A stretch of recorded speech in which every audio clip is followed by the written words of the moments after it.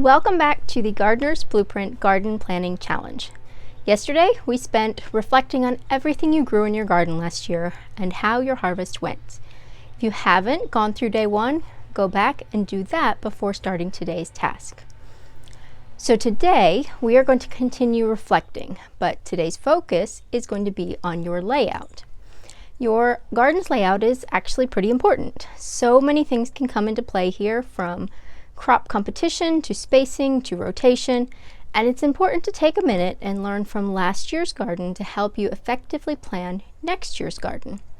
So first, take a moment to think back on last year's garden. If you don't have a sketched plan from your planner last year, take a minute to sketch out your garden so that you don't forget where everything was. This step is especially helpful for rotating crops next year, because you can't always rely on your memory for things like this. So once you have your sketch, think over how things went. Did any crop outgrow the space you allotted for it? For example, I always grow winter squash around my corn, which works really well. But this past year, the squash still outgrew the area and ended up vining up my pepper plants, which wasn't a great thing. So what about in your beds? Did you space everything correctly, or do you need to increase or decrease your spacing? I know I personally struggle with this year to year, and every year I deal with a jungle of tomatoes or zucchinis that are too close together and hard to harvest, and it's just easy to want to cram as much as possible in there, even though it hurts more than it helps. So if you put it in your plan, it's much easier to remember that proper spacing. And if you know you have a problem with spacing, you can use that knowledge when calculating the number of crops you'll need this coming year. If you buy or start just enough plants, you won't be tempted when you're out there planting these tiny seedlings and think, oh, I could fit more in this space, when you really can't.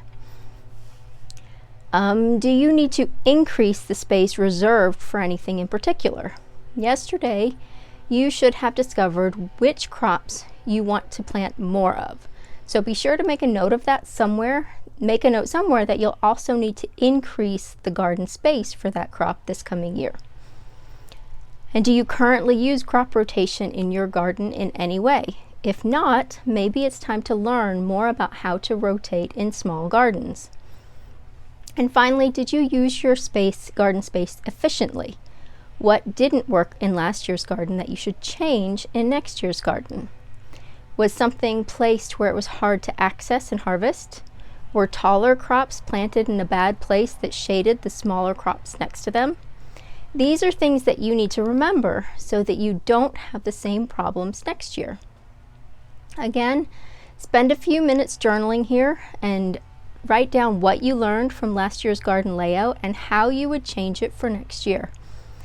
And don't forget to note what did work so that you can remember to replicate it in the future. This is a great time to make a rough plan for rotation or make notes on how you could fix any layout issues that you had last year. So that is it for day 2, and at this point you should have a sketch of your last year's garden layout and notes on how that layout worked and didn't work for you, and what you would do differently in your garden next year. Again, there is a place to write out all of this in the Gardener's Blueprint workbook under day 2. So drop a comment below telling me the biggest layout problem you had last year and what you can do to fix it next year. If you aren't sure how to fix it, let us know. Maybe somebody will have a solution for you. Thanks for joining me, and I'll see you again tomorrow for day 3.